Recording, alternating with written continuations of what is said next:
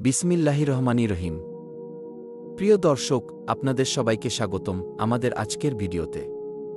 আজ আমরা আলোচনা করব এক অনন্য ও গুরুত্বপূর্ণ ঐতিহাসিক ঘটনা, হিলফুল ফুজুল।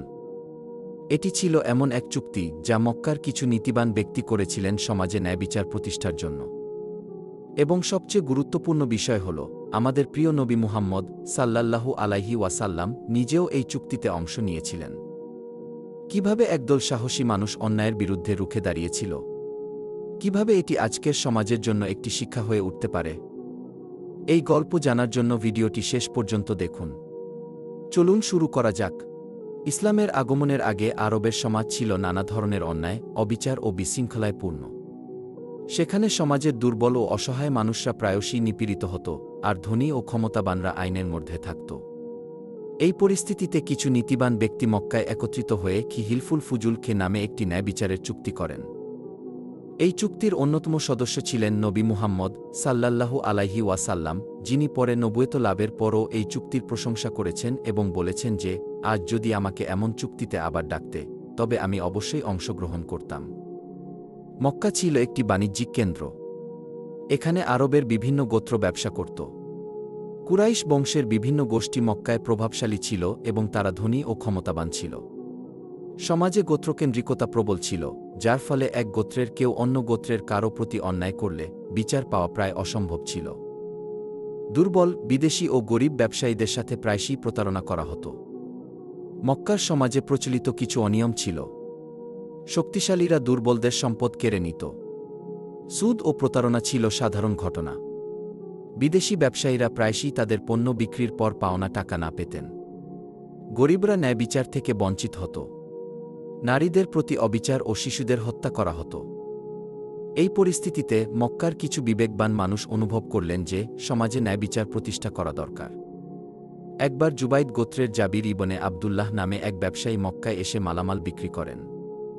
মক্কার এক প্রভাবশালী ব্যক্তি আস ইবনে ওয়াইল তার কাছ থেকে পণ্য কিনে নেয়, কিন্তু দাম পরিশোধ করতে অস্বীকার করে। যখন জাবির পাওনা টাকা চাইতে যায়, তখন আস ইবনে ওয়াইল অহংকার ভরে বলে, তোমার মতো দুর্বল ব্যক্তি আমাকে টাকা দিতে বাধ্য করতে পারবে না। জাবির কুরাইশ নেতাদের কাছে গিয়ে বিচার চান, কিন্তু কেউ তাকে সাহায্য করতে এগিয়ে আসে না। অবশেষে হতাশ হয়ে তিনি কাবা শরীফের সামনে এসে জনসমক্ষে উচ্চস্বরে বলেন, হে কুরাইশ, তোমরা কি ন্যায়বিচারের জন্য দাঁড়াবে না? আমি অন্যায়ের শিকার হয়েছি। তার এই আহ্বানে কিছু বিবেকবান ব্যক্তি নড়ে ওঠেন এবং সিদ্ধান্ত নেন যে মক্কায় ন্যায়বিচার প্রতিষ্ঠার জন্য একটি আনুষ্ঠানিক চুক্তি করা দরকার। এই চুক্তিটি গঠিত হয় হাশিম, মুত্তালিব, জুহরা, তামিম এবং হারিস গোত্রের সম্মানিত ব্যক্তিদের দ্বারা। তারা একত্রিত হন আবদুল্লাহ ইবনে জুদান নামক এক ন্যায়পরায়ণ ও ধনবান ব্যক্তির বাড়িতে। এই চুক্তির সদস্যদের মধ্যে ছিলেন নবী মুহাম্মদ সাল্লাল্লাহু আলাইহি ওয়াসাল্লাম, তখন তার বয়স ২৫ বছর, জুবাইর ইবনে আব্দুল মুত্তালিব, আবু বকর সিদ্দিক রাদিয়াল্লাহু তাআলা আনহু এর পরিবার, কুরাইশের অন্যান্য ন্যায়পরায়ণ ব্যক্তিরা। তারা কাবা শরীফের সামনে গিয়ে শপথ নেন যে ভবিষ্যতে কেউ যদি কোনো দুর্বল বা নির্যাতিত ব্যক্তির ওপর জুলুম করে, তবে তারা তার পাশে দাঁড়াবে। কোনো ব্যক্তি তার পাওনা না পেলে তারা তাকে ন্যায়বিচার পাইয়ে দেবে। অন্যায়কারীর বিরুদ্ধে সকলে একত্রিত হয়ে ব্যবস্থা নেবে, সে যতই শক্তিশালী হোক না কেন। এই চুক্তির নাম রাখা হয় হিলফুল ফুজুল, যার অর্থ পবিত্র ন্যায়বিচারের চুক্তি। এই চুক্তির সদস্য হওয়ার পর রাসূলুল্লাহ সাল্লাল্লাহু আলাইহি ওয়াসাল্লাম অত্যন্ত খুশি হন।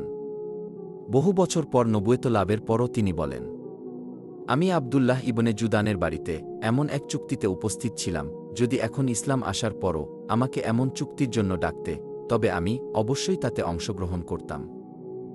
অর্থাৎ ইসলামের আগমনের পরও তিনি এই চুক্তির মূলনীতি সমর্থন করতেন। খলিফা উমর রাদিয়াল্লাহু তাআলা আনহু একবার ঘোষণা করেন যে যদি কেউ অন্যায়ের শিকার হয়, তবে আমরা হিলফুল ফুজুলের আদর্শ অনুযায়ী তাকে সাহায্য করব। অর্থাৎ এই চুক্তির মূলনীতি ইসলামী খেলাফতের সময়েও গুরুত্বপূর্ণ ছিল। এই চুক্তি আমাদের শেখায় যে অন্যায়ের বিরুদ্ধে রুখে দাঁড়ানো কেবল শাসকদের কাজ নয়, বরং সমাজের প্রতিটি মানুষের দায়িত্ব। আমাদের প্রিয় নবী মুহাম্মদ সাল্লাল্লাহু আলাইহি ওয়াসাল্লাম এই মহৎ উদ্যোগের অংশ ছিলেন এবং নবুয়ত লাভের পরও তিনি এই চুক্তিকে সমর্থন করেছিলেন। আমরা কি আজ আমাদের সমাজে এই ন্যায় বিচারের আদর্শ অনুসরণ করছি? আমরা কি দুর্বল ও নিপীড়িতদের পাশে দাঁড়াচ্ছি?